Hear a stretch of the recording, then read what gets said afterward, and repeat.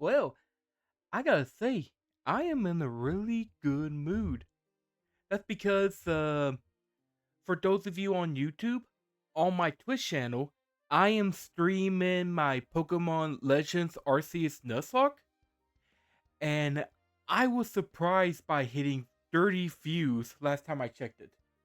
Which I know that doesn't sound like a bunch, but for me on my Twitch, that is incredible.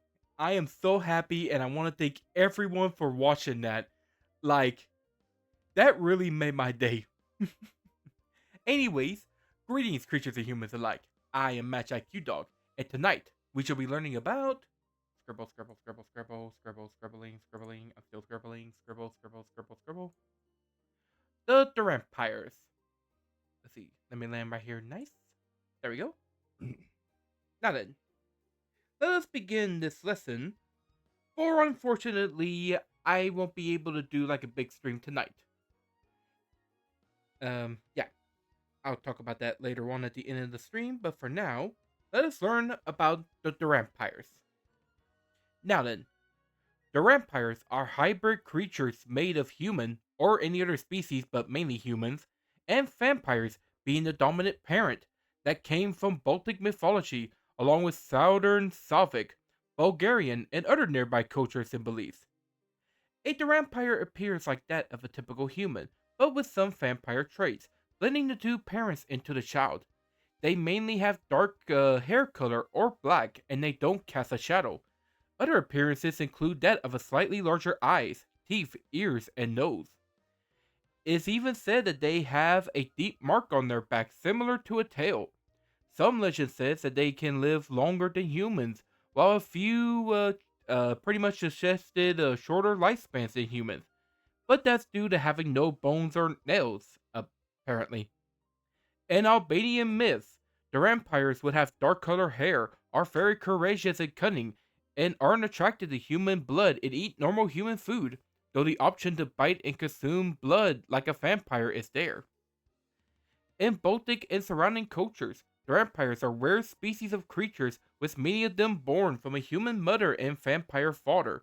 It is said to be even rarer for vampires to be born from a vampire mother and human father due to the birthing process. Vampires from Balkan and Southern Slavic are said to crave intercourse as much as blood, so a vampire who's feasting on a woman victim in return for intimacy is somewhat common, which can give birth to vampires. In Siberia, there was a recorded case of a widow who claimed to have a vampire child and blamed her pregnancy on a vampire who was once her husband in life. In Bulgarian, it is said that vampires would deflower virgins, which could make a vampire child as well. If a vampire, if a vampire do not succumb to their vampiric bloodlust and become bloodthirsty killers, some are said to enroll and become very successful vampire hunters. In fact, they become successful because they can use their magical powers inherited from their vampire parents and use them alongside their fighting skills and weapons to help kill vampires. In fact, this gives rise to many modern concepts of the vampire hunters, like Alucard from Castlevania and Blade from Marvel, though some can live a normal human life without the need to use their abilities. And speaking of abilities, the vampires can use many, if not all, the powers and abilities they gain from their vampire parents. Enhanced senses, healing/regeneration factors, longer lifespan, superhuman strength and speed, and psychic powers are few of the many abilities. Male vampires can learn sorcery and wait, why did I put down dragon? There must be a typo. Anyways, and use magic to help in their hunts. There's even a legend saying that some vampires and Bulgarian vampires, who are called and pardon my pronunciation, but Svetochers or Svetochers have spit and blood that is like acid to vampires, which vampire hunting vampires will use as poison against them. While the vampires gain the powers of a vampire, they don't share the same weaknesses as well. While vampires in mythology do not die from sunlight, they are weakened at daytime, but the vampires, being half human, do not have that weaknesses and are strong whether in day or night. They are also immune to holy water, garlic, silver, and crosses, which would normally repel vampires. However, the vampires are not invisible as they do share the weaknesses of Stake, along with divine weapons or powers from a higher being. Also, the vampire could be consumed to the bloodlust of vampires feeding in their veins. They're even weak to necromancy given their vampire heritage. At least that is what is assumed in mythology, I think. Me, the guy of mythical creatures and stuff, and don't know much about mythology. Anyways, jokes aside, while vampires are born from a union between vampires and humans, it cannot be the same for the vampires to mate. In fact, the vampires can't reproduce with humans or other vampires. However, they can mate with vampires like the Morois, which can produce more vampires. Due to their reputation as vampire hunters, the vampires have become very popular in media and pop cultures in the modern time.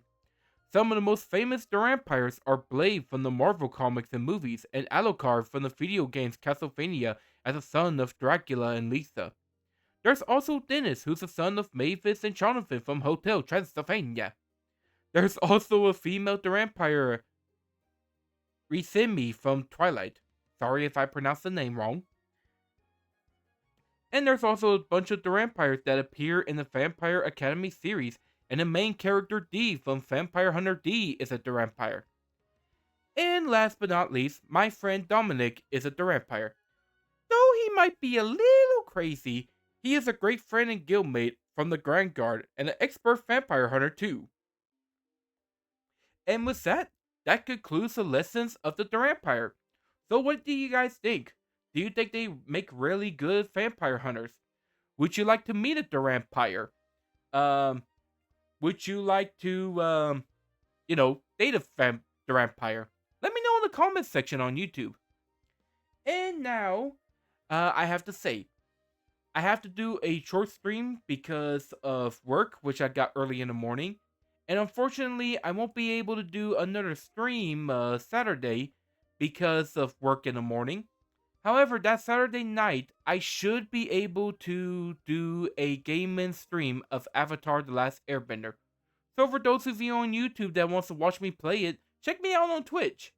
Should be in the links description below. So with all that out of the way, thank you all for coming on this fantastic Creature of the Week stream. I hope y'all has much fun inside this. We got to learn about the vampires and their vampire hunting ways. And if you wish to see more of these, just check me out on Twitch, and also check me out on YouTube and Twitter as well. And with that, I bid this show adieu, and this class adjourn. So see you guys. So long. Bye. Have a good night. Okay, bye.